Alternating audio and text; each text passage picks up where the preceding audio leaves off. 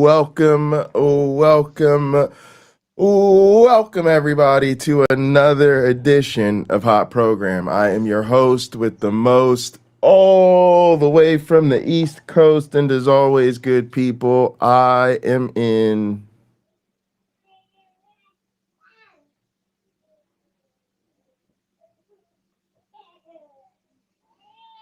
airplane mode. And I am joined by a man who frequently sends me an introduction, but needs no introduction. Although I will tell you, he is not my only black friend. How you doing today, my one? Every time I say her name and people don't know, I have to be like, oh, that's his name. It's not actually my one black friend. I promise I have at least two black friends. Excellent. I'm glad for that. And two I or hope more. everyone enjoys the same convenience of having more than one black friend. Yeah. Yeah. All right, let's jump into this because I think this is an interesting video. I sort of sometimes get sometimes I feel like atheist argumentation is a bit too focused on sort of like the social dynamics or the psychologizing. So when we talk about like what's effective, we talk about the argumentation rather than the substance of what we're saying. Where that leads with this is this barely bearable atheist who I like. You know, they're going to start this off by talking about why they think there's a better approach than to saying there's no evidence of God. Interesting. Okay. And so I'm kind of taking it with a grain of salt because there's no evidence, and I actually think we need to stick to the there's no evidence. I think there's no evidence is one of the best arguments we have. And so I think as he gets into it, maybe we'll discuss that a little bit. But then he's going to take it to this other place where he's going to talk about what he thinks is a better approach. And that's to sort of lay out what he calls the myth hypothesis. And the reason I like that is because that's what I've been arguing for a long time is the case for strong atheists. It's like a different way of wording. So what I always say is I'm a strong atheist. For those who don't know what that means being an atheist just means I don't accept currently a God claim. Like you can think of it, I'm currently missing an active belief in God. And so a lot of people consider themselves to be agnostic atheists, which is sort of a sidestep because Gnosticism is about knowledge, atheism is about belief. Claiming I lack a belief is not a knowledge claim. And so technically I'm an agnostic atheist because I recognize that when it comes to knowledge, I don't know there's no God. But if you were to talk to me, we also make a distinction between soft atheism and hard atheism. And soft atheism is basically I lack a God belief, but hard atheism is a sort of an affirming I believe there is no God. And I'm a hard atheist, a firm atheist, that there is no God. And my basis for that claim is gods are the product of human imaginations. That's what the evidence suggests. So while I can't say I've scoured the entire universe and every alternative dimension to prove that there's no God hiding under a rock somewhere, I think the evidence clearly suggests that gods are the product of human imagination. And anything that's the product of a human imagination, we say doesn't exist. So he kind of comes at that same point, but a different way by saying, let's look at it as a hypothesis that this is a myth and then see if what we see in the world looks more like what the believers claim or more like what we would expect if this is a myth. So it's interesting to me because I think I would do both. I would do there's no evidence, and I would probably articulate there's no evidence slightly different than he articulates it. And then I would also go to now let's consider this as an alternative hypothesis, which is that this is all a myth, and then let's see if that also holds up. And I think those things go well together. But anyway, that's the setup. And Interesting. Interesting. yeah, let's go ahead and jump Well, into I it. I Oh, just go want to ahead. Yeah, say yeah, yeah. Go ahead. I've hinted at this on Hot Program in recent episodes. I'm considering changing my tact about having this discussion. Uh, Number one, if I ask them what would change your mind and they say nothing, I would say, then stop talking to me about this. If nothing will change your mind, either you're telling me you don't care that it's not true, or you are so afraid of me convincing you that it is not true that you are literally blocking reason from entering your brain.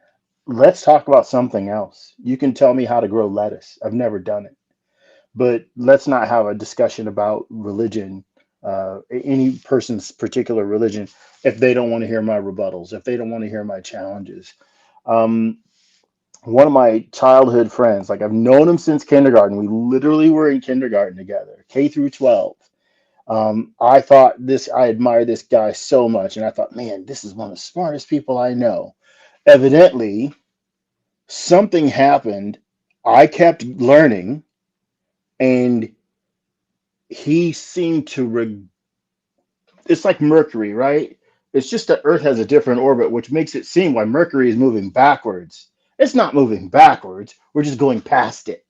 So I think at some point, John was in retrograde, and he just can't put forth an argument. And I am happy to share with the Hot Program audience. I asked him one time, can you prove what you say is true, that there is a God? And I was so mortified slash happy to see his reply. I can. I wrote, what was it? What do you have? He wrote, look at the trees. And I was like, yeah. All right. So It's the real quick. worst argument. So X left this comment, are you agnostic about Santa? I think this is 100% the case, X. I always say, so just to be clear about the word games people play, with the whole agnostic thing, I don't because I did say at the beginning I would consider myself an agnostic atheist. That's only when pinned to it because people want to play word games. I don't really call myself an agnostic much. I call myself an atheist straight up. And matter of fact, I'll call myself a hard atheist a million times before I call myself an agnostic. Because again, I do believe I know there's no God. Now, where the agnostic gets me is I can't prove it empirically the same way I can evolution, right? But where I get to the hard atheism is, again, I think all the evidence suggests that it's the product of a human imagination. And I also believe, as an evolutionary biologist, we know for a fact that we evolved. So that means we know for a fact we were not created.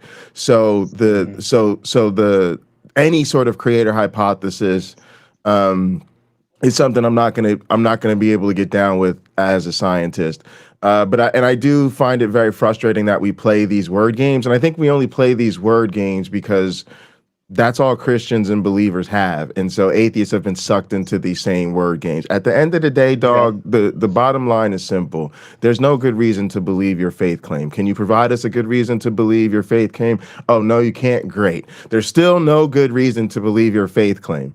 You know, this thing about it almost feels like bullying atheists. It feels like bullying atheists into admitting that they don't, that they can't prove there's no God, rather than the believer accepting the burden of proof and actually demonstrating one. So But back to what my one black friend was saying, I wanted to say Okay, I I I want to would address the Santa thing too, but I go would ahead. take it even further than you do, and I would say it's just coercive control. At this point, to me, religion is all about coercive control. It's about coercive control that keeps people in the religion, and it's about the coercive control of the believer towards everyone in their life to basically bully people into not challenging their faith. It's why I don't have a lot of sympathy for the nice believers.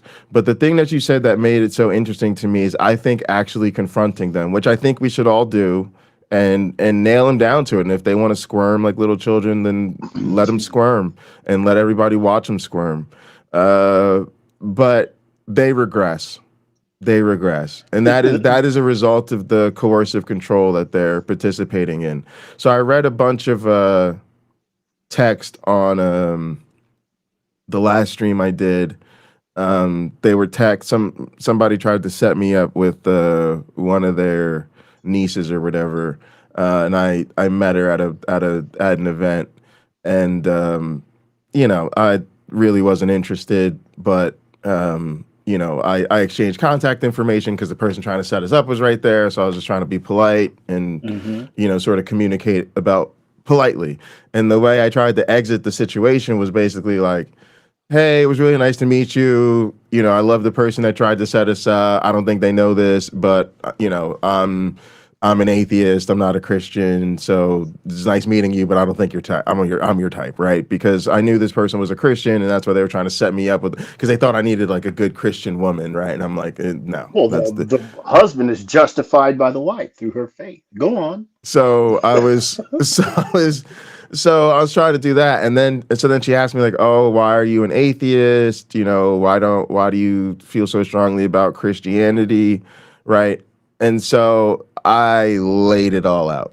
I Mm. laid out the lack of evidence and how as an evolutionary biologist there's no reason to believe we were created and there's no good arguments. And then with regard to Christianity, I laid into the character of God, the commands for genocide and slavery and rape and all that stuff, and Mm. laid out why black people shouldn't be Christians because it was forced on our enslaved ancestors and it justifies slavery. Like there's and rather than just dealing with that, instead I got, oh no, I've actually read every word of the Bible multiple times.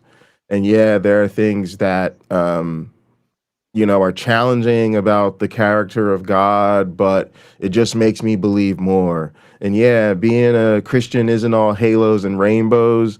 And there are really difficult passages, but it just makes me believe even more. Regression. You again, when I met you, you were a decent person who somebody I have really, really high regard for thought we should actually meet and pursue each other fucking romantically. So you started as a decent person who can sing, and I was like, it was nice to meet you. And I'm trying to excuse you. I'm trying to say, hey, you seem like a really decent person, but I'm an atheist. I'm probably not your type. Let me just dip out over here. You can go find you a good Christian man. You seem like a really nice person. You've gone from that to, yeah, I know the book contains genocide and rape and slavery and that this is only something I believe because my ancestors were enslaved. But it just makes me believe it even more. You've regressed. You've regressed. You started at decent human being. You are now at literally someone I will never speak to again, as long as I am converting oxygen to carbon dioxide. And I Uh, promise people this is the realities of Christianity.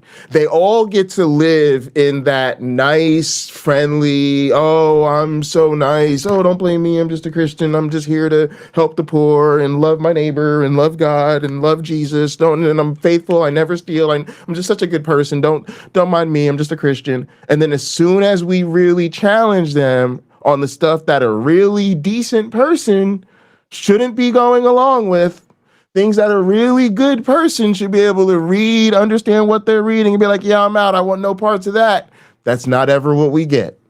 What we get instead is the doubling down, the tripling down, the oh, and so I think that's why so many of us don't go there with them because that's exactly the side we don't want to see. I have a people on Hot Program, or regular viewers and listeners would have heard me talk about my 2008 Prius.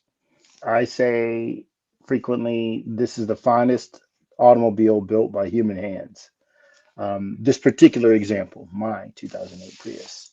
When I bought it, I think I paid $3,000 salvage title. The thing had been partially rebuilt.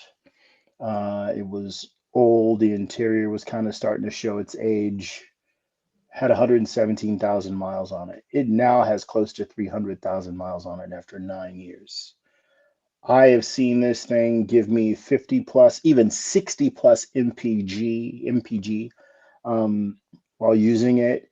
It has rarely ever needed anything. I replaced the brakes once. There's stuff I've never had to replace on it. I replaced the battery in it, not the hybrid battery, but the regular 12-volt battery twice.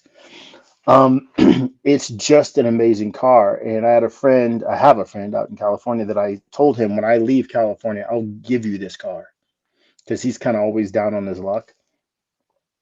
And when I actually was moving, I regretted that I told him he could have it because even though I got a pretty sweet station wagon here and I got other vehicles or whatever, I know how good that car is and I know how reliable it is.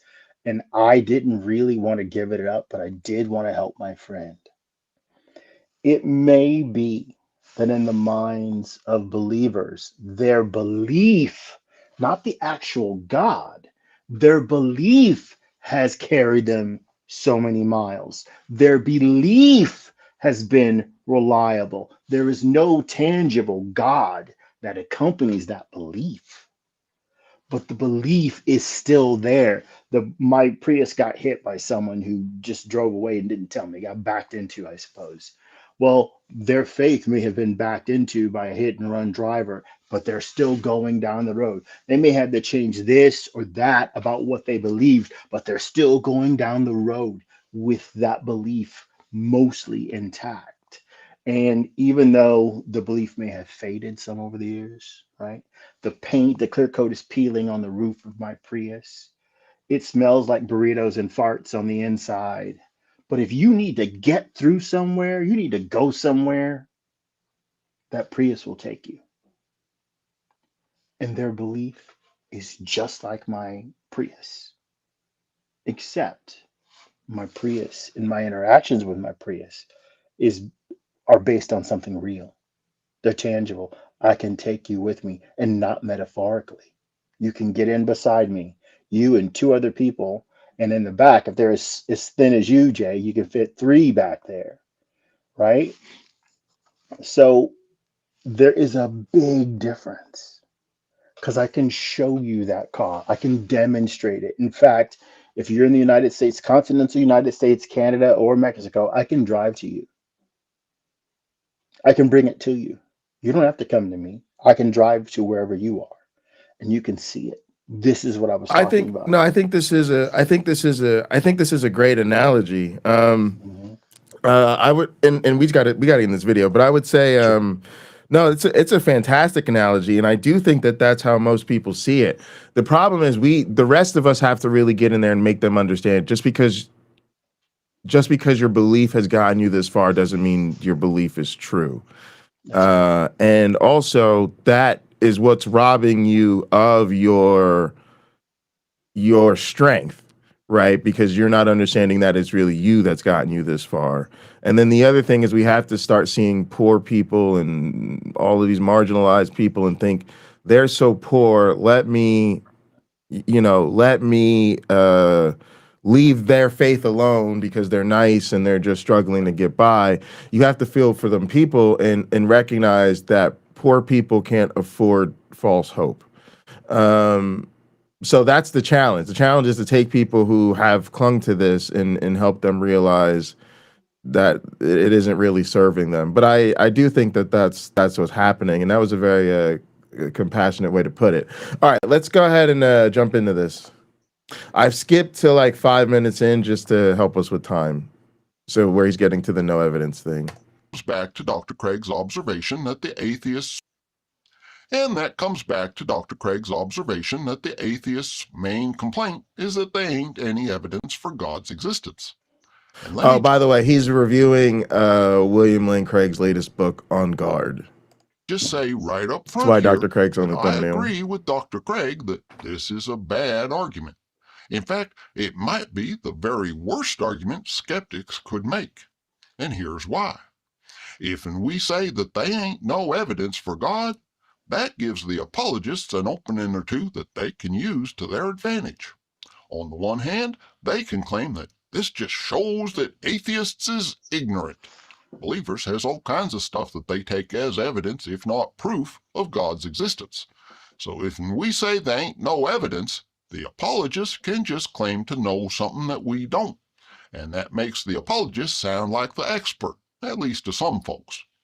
And on the other hand, if an apologist wants to be a little bit more aggressive, they can claim that, in fact, there is evidence and we know it. We's just suppressing the truth in unrighteousness, like it says in Romans 1:18 and 5. Now, this is the type of conversation. This is where this starts to get so frustrating to me, and again, it just becomes word games. And then this is where I get critical of atheists because you have to stop playing their word games for them. Stop playing their word games for them. So this is one of them conversations where it's like I have to literally treat this like I'm talking to a child because when it comes to religion, we are talking to children, I guess. So let's just be aware of what the freaking definitions of evidence are, right? The definition of evidence is a body of facts or information indicating whether a belief or proposition is true or valid. So what gets annoying is, yes, technically you can count anything as evidence, but that's not what we mean. Typically, what we're talking about is empirical evidence, or we're talking about scientific evidence. So hang on. I actually had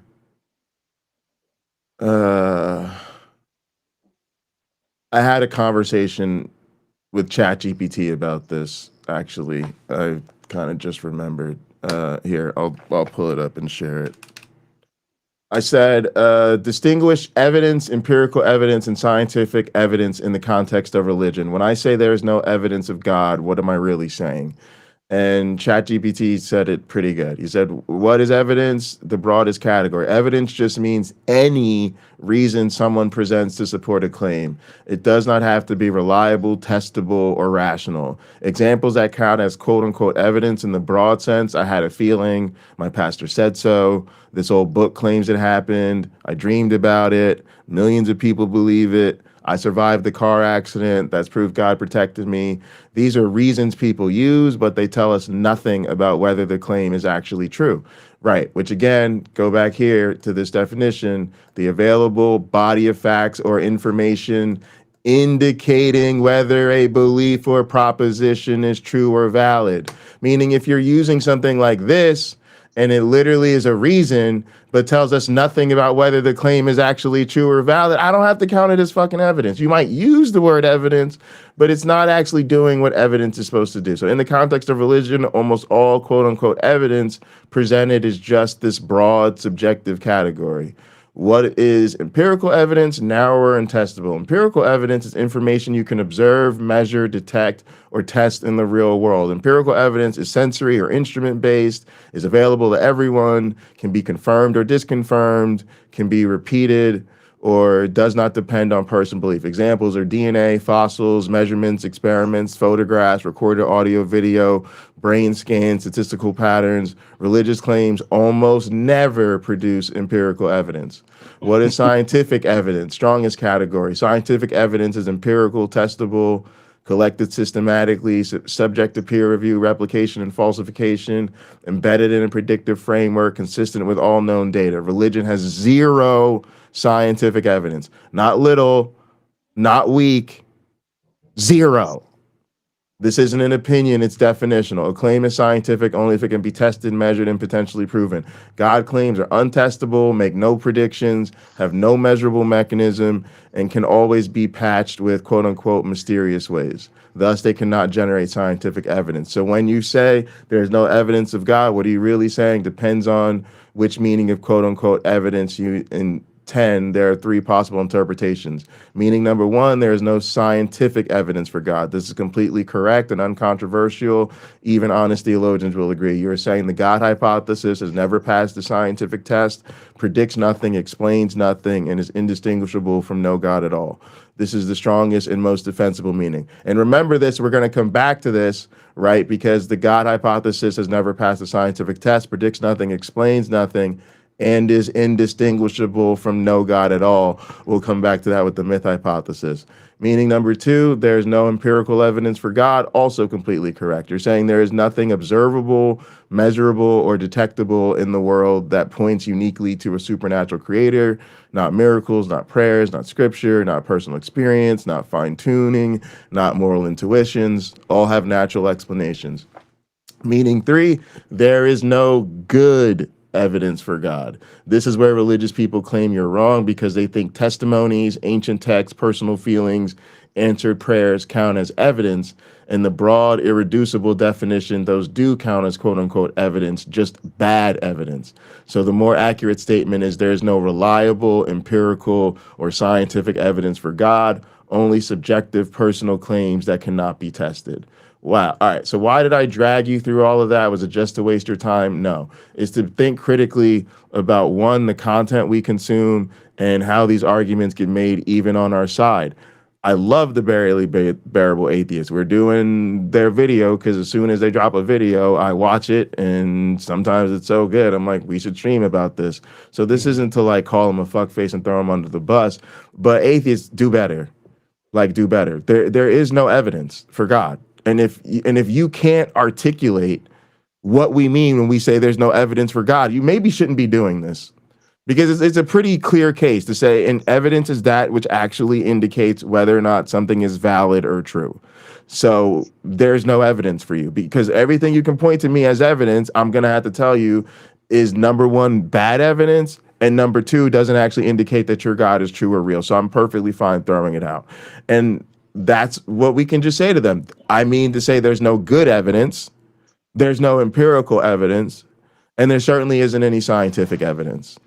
And So I'm just to finish. I just don't like the yeah. fact that this is to me an atheist putting other atheists in an armbar, telling them, "Hey, don't tell them there's no evidence, because then you're going to look weak and you're going to lose the debate." I wish I would lose the motherfucking debate telling a Christian there's no evidence for their bullshit. All right, go ahead, my one black friend. Okay. I'll keep my car analogy going. Maybe I should do something independent of this broadcast and really just connect the two, right? So in my Prius, the radio has presets. So when I bought the car, it had been somebody else's car for years before it became mine.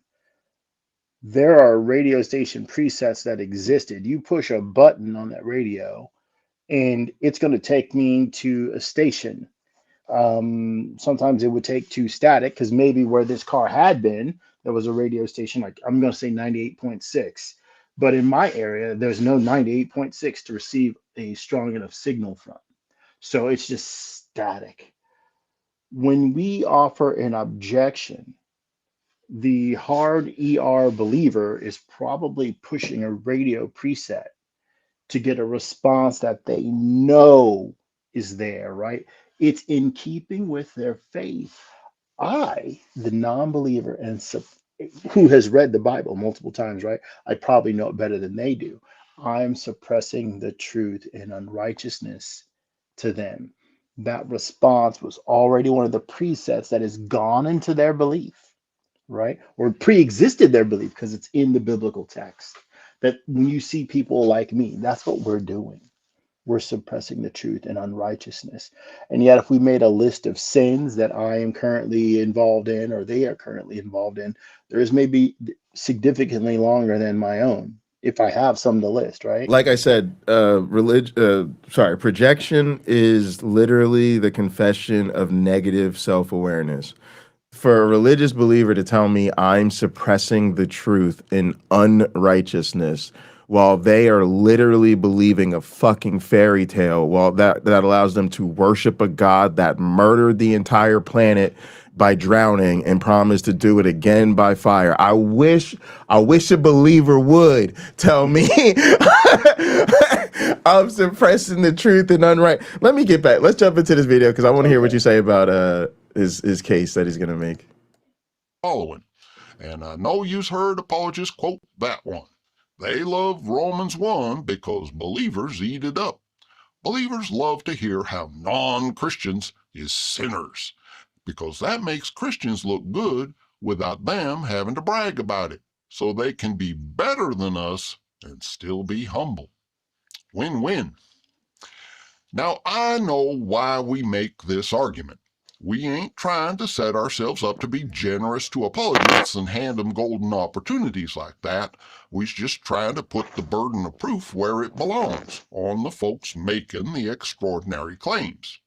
Skeptics has been doing this for thousands of years, which means that apologists has had thousands of years of practice in how to get around it and turn it to their advantage.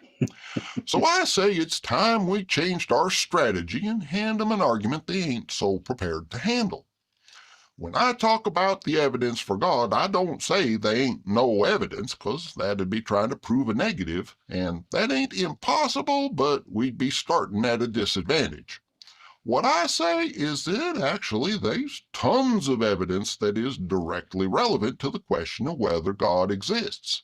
The reason I think he don't exist is because literally 100% of that evidence is more consistent with the conclusion that God's a myth than with the conclusion that he's real. And maybe you can see right away how that's a whole lot stronger argument to make. But if not, let me give you some examples.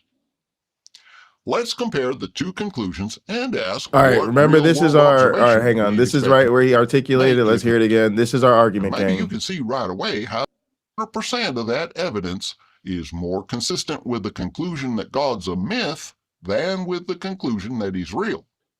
And So maybe that's the idea, is that from now on we propose God's a myth as opposed to being real, and then let's look and see what the evidence suggests, right?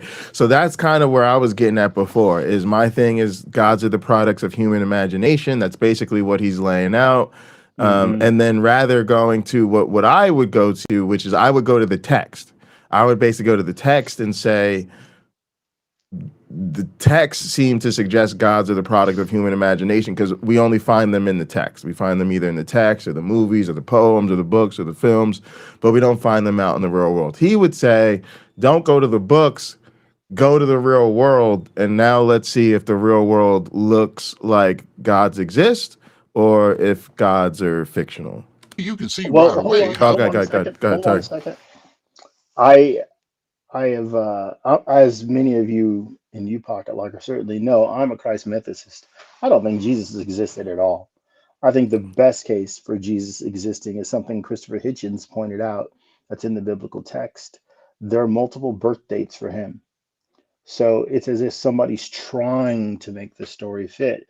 Now, I have an easy answer to that. The Gospels that we read, Matthew, Mark, and Luke, very much to me read like sort of a high school assignment where people were given a list of story points that they had to include in the story that they wrote. And that's Yes. it just Yeah. I was given that assignment based on something one of my teachers had written when he was a kid. He gave the assignment to the whole class. And so we wrote stories based on his original work. So we were allowed to include things he created in our stories, but we were told you must not simply replicate, but tell a consistent story with what I've already started here and use as much of it as you need to do that. So It's to, literally like that assignment that we had. And go ahead, Pocket Locker. No, I was just saying that's a really great assignment. And for me, Yes. I also have always just been able to say it's very possible that there was a legend passed down, and the legend that was passed down included a particular birth narrative. Um, Not necessarily because it was true, but because that was just part of the narrative. And then to your point, if this other author now needs him to have a different backstory to serve a theological point, that's easily how you get two different birth narratives without there being a real person. There was the original myth, somebody needed the remix, or you can simply just have competing theological narratives, right? I have a theological reason to say he was born this poor nobody in Nazareth. I've got this other narrative, and now we need him to be born in Bethlehem as the descendant of David or whatever the fuck, right? And so I just have two different theological camps Yeah. who want to create a narrative, so So I'm with you. But yeah, go ahead. okay, I have to say this.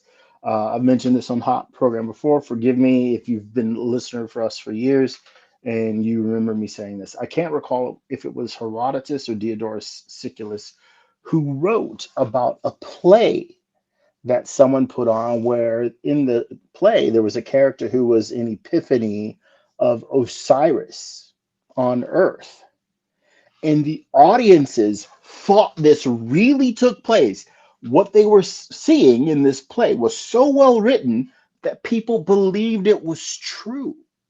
Think of that. They believed it was true. It is without question a story that someone made up, and yet it was so compelling, and credit to the actors, portrayed in such a compelling way that the audience or audiences thought it was real. But see, now I'm about to make you a Now, where, historicist. well, hold on. Where are we today?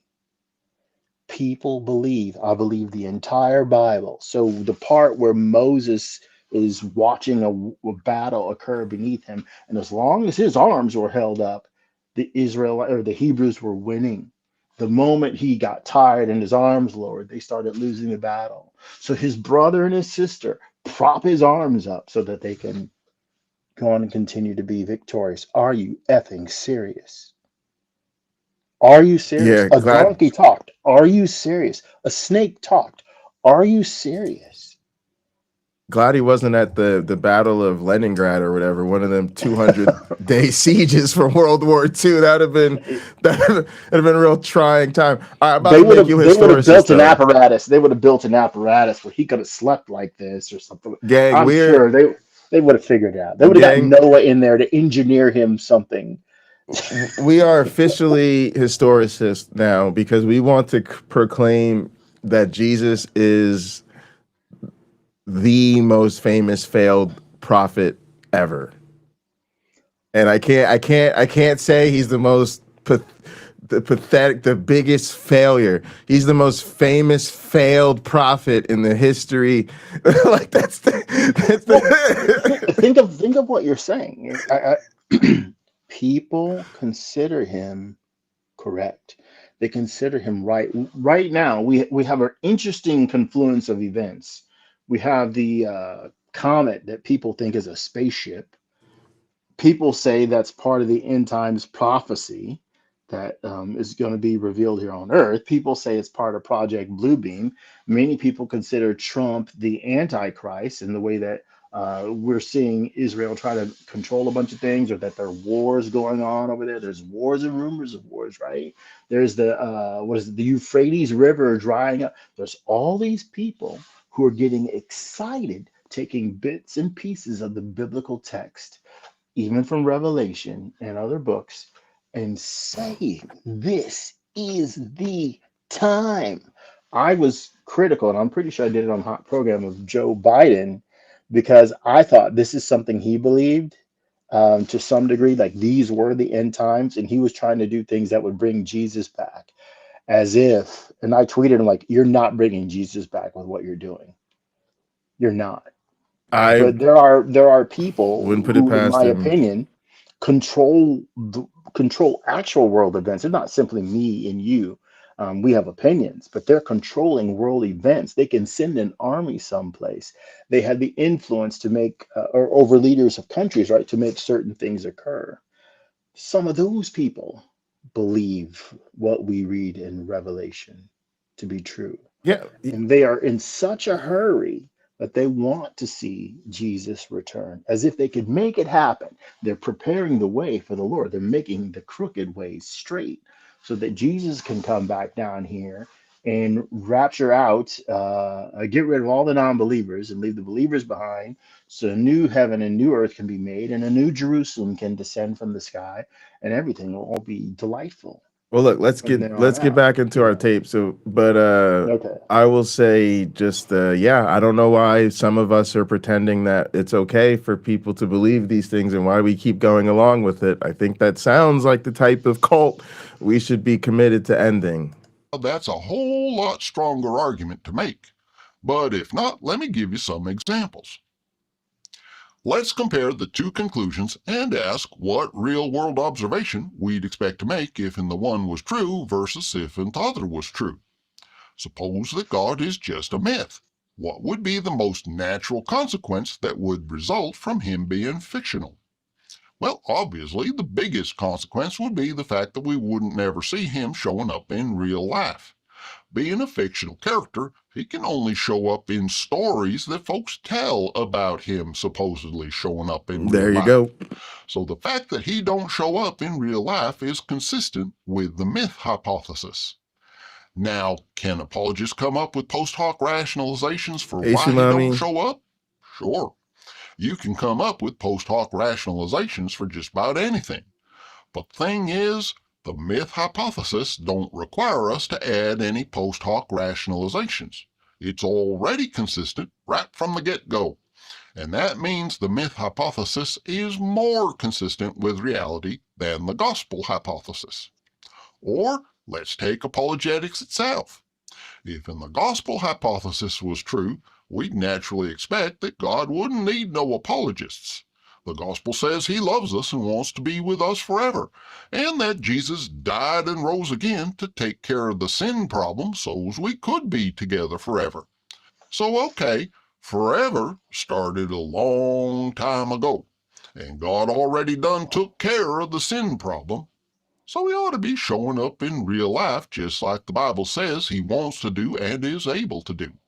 And if he was doing that, we wouldn't need no apologists. We'd all see for ourselves firsthand that he was real.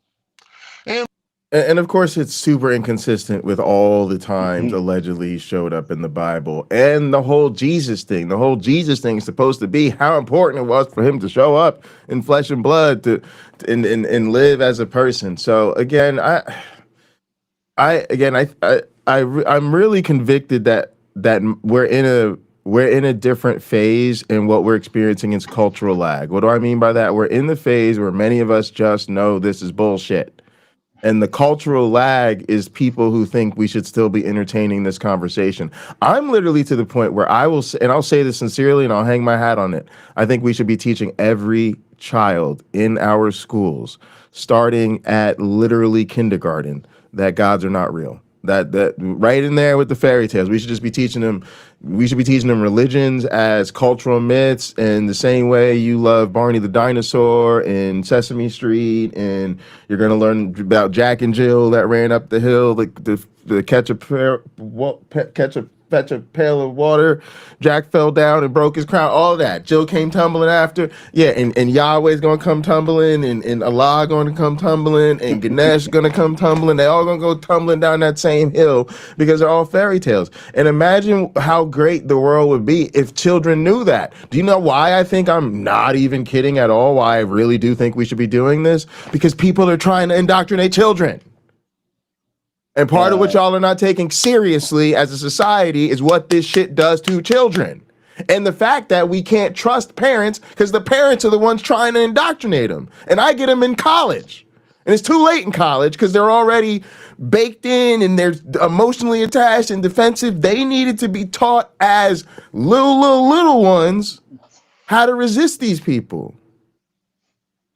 my my opinion is that if religion were to be taught in school, it would mean the end of religion within 2 generations. It would just be over, and I think teachers would discover probably after, the first 6 years, that kids were laughing when they tell them these stories about, Jesus or Oh yeah. Ganesh or Oh yeah. whoever. They'd be laughing.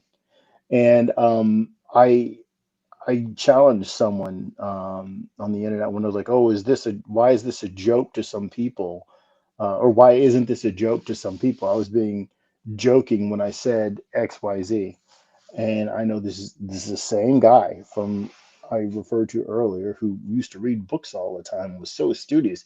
And I admired him, thought he was so smart, and he's in retrograde. Um, he he he got a challenge from me. So the talking snake is a joke. The guy walking on water is a joke. The guy walking around feeding people with, he just had a few loaves of bread and a few fish and he fed thousands of people. That's a joke. A guy taking a bunch of foreskins and bringing them to the king so he could marry his daughter. That's a joke. Like all these things are in your holy book on their face to a modern person who has never been exposed to them. They are laughable. Mm. Yep. But for him, what are they? What are they? Maybe not the foreskins, but the rest of it is a dearly held belief.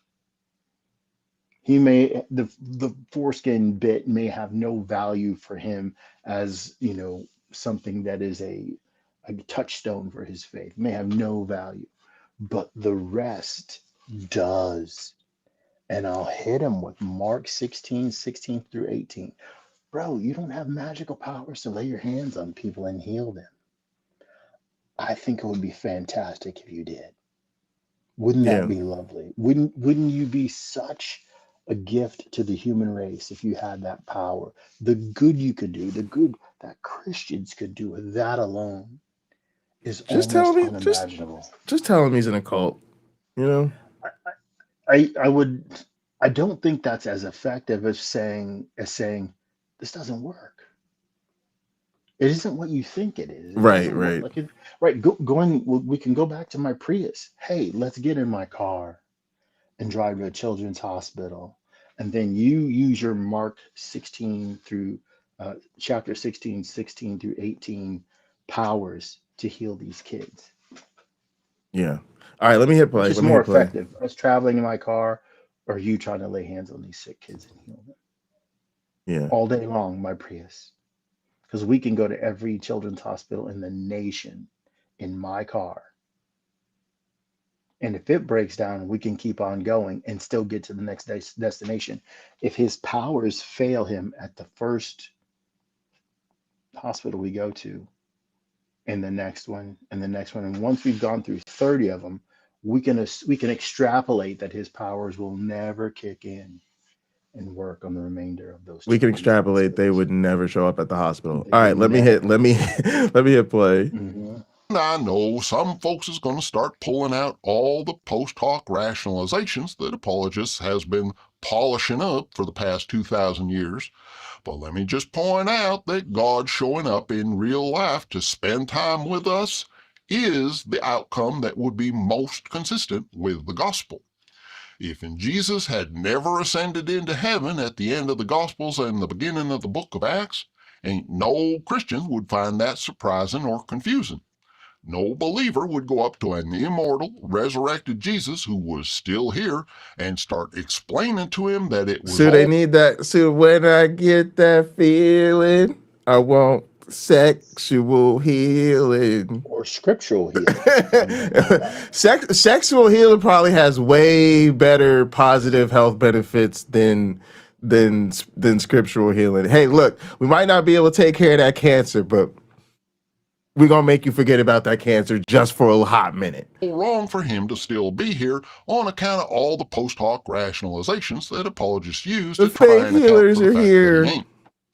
There's no outcome that's more consistent with the gospel or even as consistent with the gospel as Jesus continuing to abide here on earth with his beloved disciples who he just got done dying for so that he could be with them forever. So that's the outcome we ought to expect if the gospel was true. Now, of course, under the myth hypothesis, there ain't no resurrected Savior to hang around and show up in real life.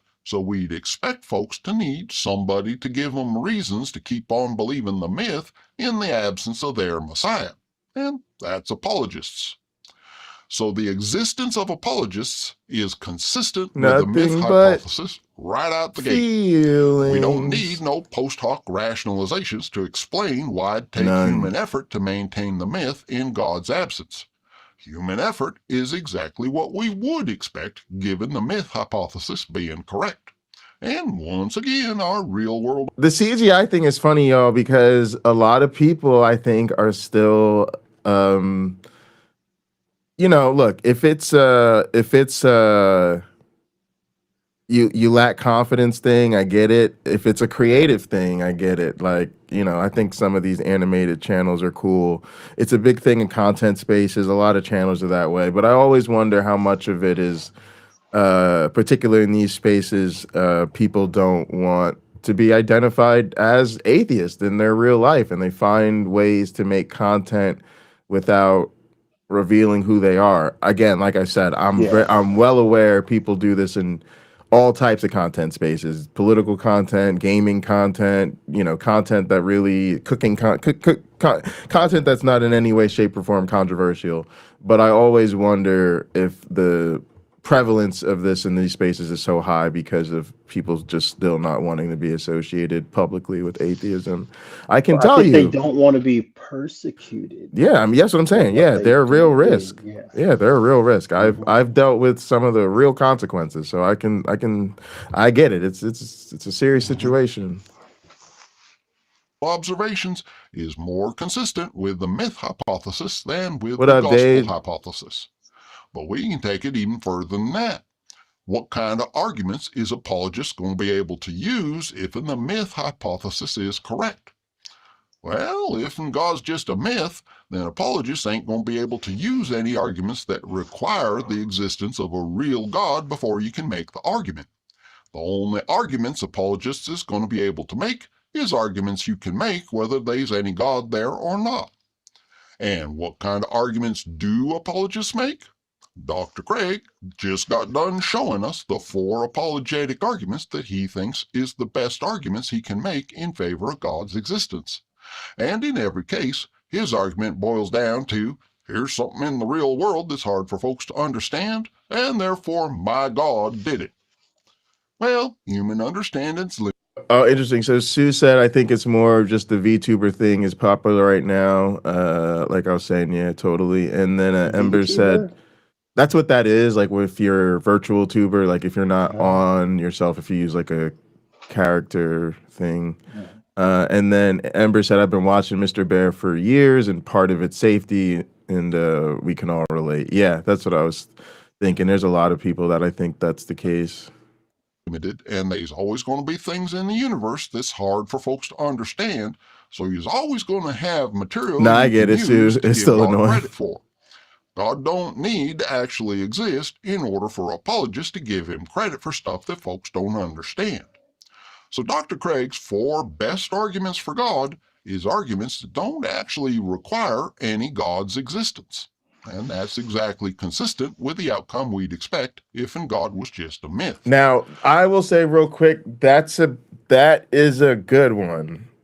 The idea that you can turn apologist arguments back on themselves because those are the type of arguments that would be used if in fact there was no God. Like that one's pretty slick, right?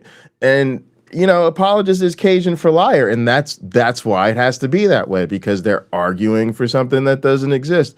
And there is no honest way to argue for something that isn't true. Apologists can come up with post hoc rationalizations for why they can't. Yeah, the AI is getting out of control. It's way worse. But the myth hypothesis is already consistent with reality without the need for any post hoc rationalizations. So once again, the evidence that's there is more consistent with the myth hypothesis than with the gospel hypothesis. And I was just getting warmed up here. There's tons more I could say about why we'd expect a myth to emphasize faith and subjective personal experience over testable and verifiable claims. and why we'd expect to see doctrinal divisions and conflicting theologies, and why believers would be so tempted to try and mingle religion and politics. And I expect I'll get to more of that material as I continue making All videos, good because it's all arguments. good stuff. Yeah. But right now, we're supposed to be doing a series covering Dr. Craig's book, and so far we ain't got past the first 2 paragraphs of chapter 7, so I was feeling a bit guilty. Let's get on back to the book. As I said earlier, if a non-believer tells an apologist that there ain't no evidence for God, the apologist is going to start salivating, because that's just the kind of response they was hoping for. Quote, when the unbeliever says there's no evidence that God exists, you can stop him dead in his tracks by saying, gosh, I can think of at least 4 good arguments that show that God exists. And at that point, he's going to say, like what? And you're off and running. Dade said Christians don't understand concepts such as post hoc and rationalization. And there you go. Apologists loves to hear unbelievers say that there ain't no evidence, because that's just an open invitation for them to start blabbing about all their favorite arguments. Can I say But something he's real wrong quick? about one. So Yeah. the word, variation of the word rational pops up. A question I don't think I've ever asked a believer. Are people of other faiths rational in their belief? Are their belief systems rational belief systems? And if they say yes, well, what is the difference between their approach, if they're irrational, what is the difference between their approach and the people who believe in your faith? Is it just the gods? Is that the only thing that has changed? The names that are put in the holy books and the stories that are put in the holy books? If that's the only difference, and you have no more evidence, your evidence would be the same kind of evidence, right? It's in our treasured holy texts. But if I'm saying I don't think Ganesh is real because it's like an elephant and part human god, no. But you're telling me that Yahweh is real, and you can't offer me anything more than they're offering for Ganesh. Oh, and loads of images of what Ganesh looks like, by the way. Ancient ones, even. Exactly. So, all right, let me go ahead and hit this.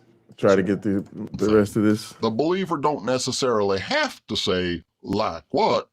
If the apologist says, I have 4 arguments for God, the unbeliever can say, yeah, but arguments ain't the same as evidence. Anybody can make an argument whether their claim is true or not, but evidence can only be there if their claim is actually true.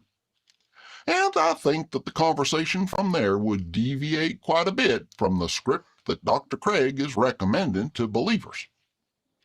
Naturally, I can't resist pointing out that this is yet another case of the myth hypothesis being more consistent with the facts than the gospel hypothesis is. If God's just a myth, you'd expect apologists to have arguments instead of verifiable evidence, and you'd also expect apologists to try and make arguments look like evidence. And that's exactly what we're seeing right here. Dr. Craig is acting exactly the way we'd expect him to if God's a myth. So good. Dr. Craig continues, quote, you'll find non-believers are often so gang, I just want apologists to be the reason people leave Christianity. I just want them to realize this entire industry based on people who have to defend a non-existent God is the best evidence of said God's non-existence. It's fucking amazing. To discuss these issues that all they can do in response to the arguments is just repeat themselves. That's no evidence that God exists. End quote. And sadly enough, this is a pervasive attitude among believers in general and apologists in particular. The apologist will present an argument, instead of verifiable evidence, and the non-believer will point out the fallacies and other flaws in the argument, and the apologist will just ignore the substance of the objections and just insist that the non-believer is simply denying the evidence, even though it's just an argument and not actual evidence. And I don't think I need to mention the fact that we'd expect apologists to refuse to address the flaws in their arguments if the myth hypothesis is true. So I won't mention that. Dr. Craig goes on, quote, "They've been taught to repeat, 'There's no evidence for God's existence,' like a mantra, apparently believing that saying it again and again somehow makes it true. It's really a cover for intellectual laziness and a lack of engagement. It's just a way of saying, 'I'm not convinced by your arguments.'" End quote. And notice how he's being careful here to associate not being convinced with intellectual laziness and lack of engagement. He's the one refusing to address the actual objections to his arguments and dismissing them as being just an empty, mindless mantra, and yet somehow it's the non-believer who's being intellectually lazy by not being convinced. Not to mention the irony of an apologist in a book of scripts for believers to use on unbelievers, accusing unbelievers of mindlessly repeating talking points that somebody's taught them. You Presets get on the the radio, impression that ladies and maybe gentlemen. Dr. Craig is venting just a little bit of his He own personal sets frustration on the here. radio. It must really suck to devote your entire career to convincing folks of stuff you ain't got any actual evidence for, and then have them not be convinced by your arguments. And you know what? And this is another thing that has to just, again, I don't know why. I just feel like I'm having so much more clarity in my life about these things lately, and I don't understand why other people aren't there. There's an entire exploitation class, apologists, preachers, pastors. You know, I come from generations of pastors, y'all. Generations of pastors. My family has been pastoring since the motherfucking plantation, y'all. Okay? They're con artists. I don't know what to tell you. It's a scam. Like I would tell my grandfather that to his face. It's why I don't talk to his ass. It's why I have no interest in visiting him. Do I feel sad? Like, yeah, my grandparents are gonna die, and it's gonna be like I didn't visit them. I don't have shit to say to them. That's what happens when your grandparents are cult leaders. I don't know what to tell you. I don't know what I would say. Like, what do you want me to do about it? Like, this is a result of the choices they've made in life. Like, so to me, like, I'm just saying, if I'm willing to go there with my own family, y'all, we need to just end this thing. Like, that's what we should be telling people. We should be telling people, you're in a cult. I'm sorry. Well, my pastor's a good man. Your pastor's a con artist. And your pastor needs you to keep going to church, believing this foolishness, giving up 10% of your income so that he could keep rolling up to church in a new Cadillac with a fancy 3-piece suit on, while they had to come pick you up in a church van because you can't even afford your damn bus pass. Mm-mm. You ain't even got the extra public transportation fare on the weekends, but you gonna come here and get that pastor 10% of your money.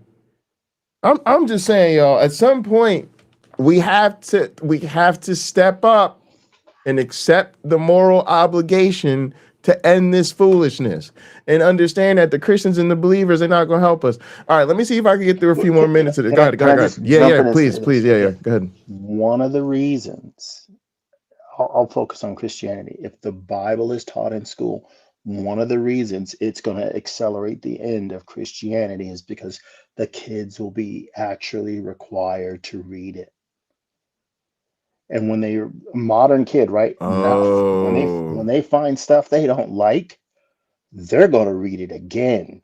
They're going to be more intentional in their reading, and they're going to start to discuss it outside a classroom with their peers. And those teachers are going to have to say, you know what? I didn't expect all these hard questions.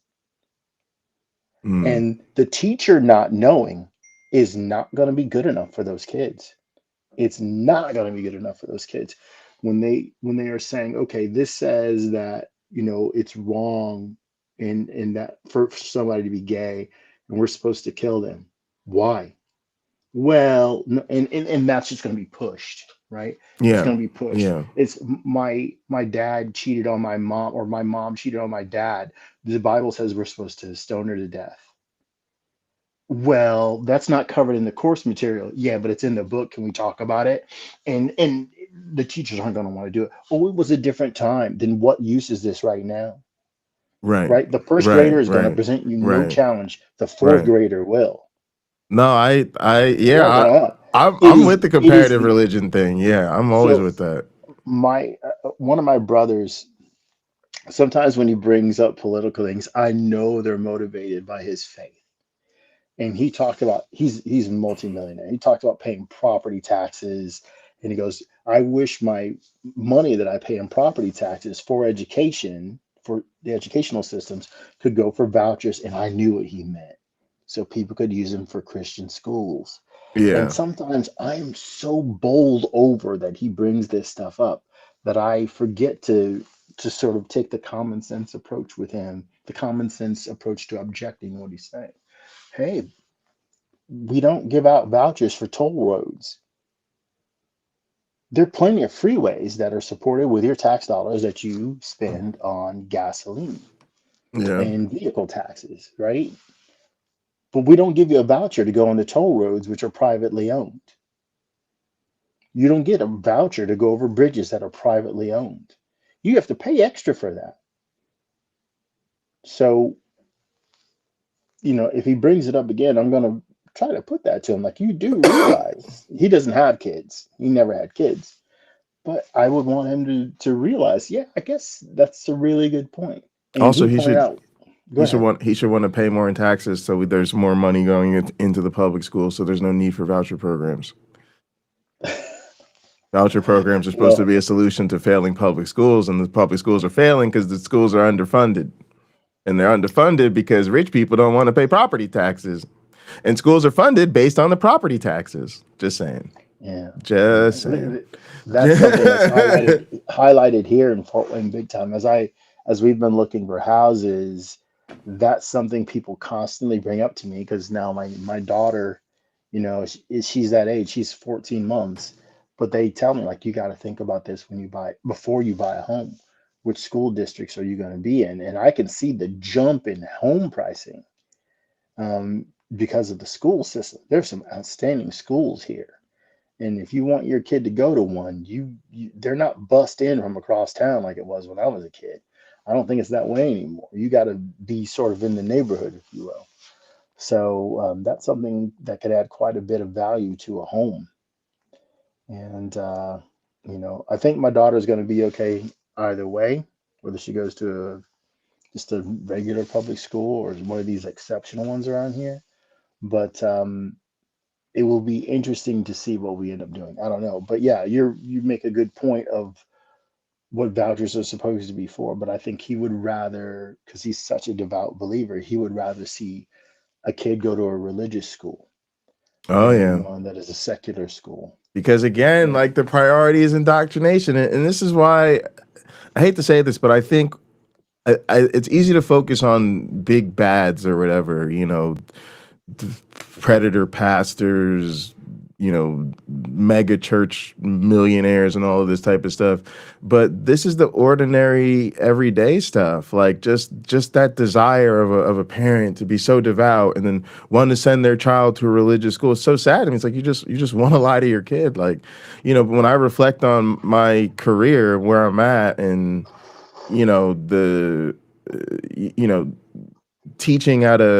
starting teaching at a Catholic university versus where I'm at now as like a community college versus my next step was just a public university. Like, I just tell people, like, I hated it. I hated teaching at a religious school because I hated it. Like even though I could do what I was there to teach science and I could do that, even knowing that gave me some sort of feeling of subversion or whatever. It was just terrible. It was terrible to work at an institution that was prioritizing indoctrinating students. It was terrible to work at an institution that you have to sneak teach. You have to work against the school to actually teach your students because they're just so fucking focused on brainwashing. And that's what religion is like brainwashed people emotionally dependent on everybody around them being as brainwashed as they are.